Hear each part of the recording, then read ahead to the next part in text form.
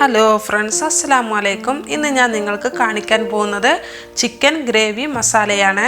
ഇത് ചോറിൻ്റെ കൂടെ കഴിക്കാനും ചപ്പാത്തിൻ്റെ കൂടെയും ദോശയുടെ കൂടെയും പൂരിയുടെ കൂടെയൊക്കെ കഴിക്കാൻ നല്ലൊരു ടേസ്റ്റിയും കൂടിയാണ്. അപ്പോൾ നമുക്ക് വീഡിയോ തുടങ്ങാം.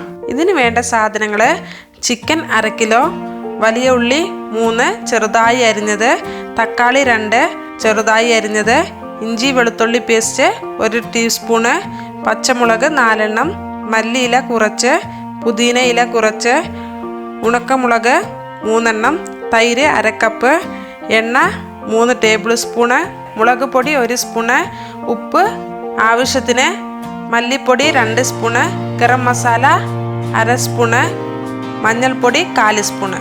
ഇപ്പോൾ ഞാനൊരു പാൻ വെച്ചിട്ടുണ്ട്. ഇതിലോട്ട് നമുക്ക് എണ്ണ ചേർത്ത് കൊടുക്കണം. എണ്ണ നല്ല പോലെ ചൂടായിട്ടുണ്ട്. ഇതിലോട്ട് നമുക്ക് ഉണക്കമുളക്, ഉള്ളി ചേർത്ത് കൊടുക്കാം. എന്നിട്ട് നല്ല പോലെ ഒന്ന് വഴറ്റിയെടുക്കണം. പിന്നെ പച്ചമുളകും ചേർത്ത് കൊടുക്കാം. ഇത്രയും വഴറ്റിയെടുത്താൽ മതി. ഇനി ഇതിലോട്ട് നമുക്ക് പുതിന ഇല ചേർത്ത് കൊടുക്കണം. എന്നിട്ട് ഒന്ന് ഇളക്കി കൊടുത്തതിന് ശേഷം ഇഞ്ചി വെളുത്തുള്ളി പേസ്റ്റ് ചേർത്ത് കൊടുക്കണം. ഇതിൻ്റെ പച്ചമണം മാറുന്നത് വരെ 2 മിനിറ്റ് നമുക്ക് വഴറ്റിയെടുക്കണം.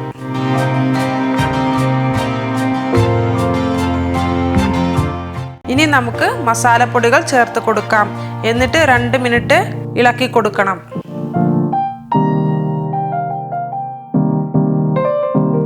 ഇനി ഇതിലോട്ട് തക്കാളി ചേർത്ത് കൊടുക്കണം. എന്നിട്ട് നല്ല പോലെ ഒന്ന് വഴറ്റിയെടുക്കണം. ഇപ്പോൾ തക്കാളി നല്ല പോലെ സോഫ്റ്റായി വന്നിട്ടുണ്ട്. ഇനി ഇതിലോട്ട് നമുക്ക് ചിക്കൻ ചേർത്ത് കൊടുക്കണം. എന്നിട്ട് നല്ല പോലെ ഒന്ന് ഇളക്കി കൊടുക്കണം.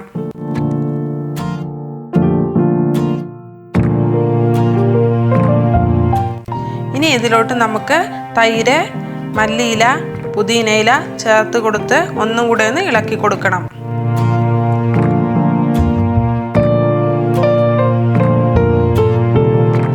ഇനി നമുക്ക് ഒരു 5 മിനിറ്റ് മൂടി വെച്ച് തിളപ്പിച്ചെടുക്കണം. ഇപ്പോൾ ഒരു 5 മിനിറ്റ് കഴിഞ്ഞിട്ടുണ്ട്. ഇനി നമുക്ക് തുറന്നിട്ട് ഒരു 1/2 ഗ്ലാസ് വെള്ളം ചേർത്ത് കൊടുത്ത് ഒന്നും കൂടെ ഒന്ന് ഇളക്കി കൊടുക്കണം. പിന്നെ നിങ്ങൾക്ക് എത്രയാണോ ഗ്രേവി വേണ്ടത് അതിനനുസരിച്ച് വെള്ളം ചേർത്ത് കൊടുക്കണം. എന്നിട്ട് തീ കുറച്ച് വെച്ച് ഒരു 20 മിനിറ്റ് മൂടി വെച്ച് വേവിച്ചെടുക്കണം. ഇപ്പോൾ 20 മിനിറ്റ് കഴിഞ്ഞിട്ടുണ്ട്. ഇനി നമുക്ക് തുറന്ന് നോക്കാം. ഇപ്പോൾ നമ്മുടെ ചിക്കൻ ഗ്രേവി മസാല റെഡി ആയിട്ടുണ്ട്. ഈ സമയത്ത് നമുക്ക് എരിവും ഉപ്പും നോക്കണം. എന്നിട്ട് സ്റ്റൗ ഓഫ് ചെയ്യാം. ഇനി നമുക്കൊരു ബൗളിലോട്ട് സെർവ് ചെയ്യാം.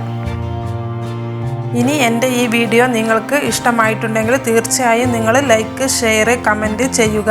അതേപോലെ എൻ്റെ വീഡിയോ സബ്സ്ക്രൈബ് ചെയ്യാത്തവരുണ്ടെങ്കിൽ സബ്സ്ക്രൈബ് കൂടെ ചെയ്യുക. അടുത്തുള്ള ബെൽ ഐക്കണും കൂടെ പ്രസ് ചെയ്യുക.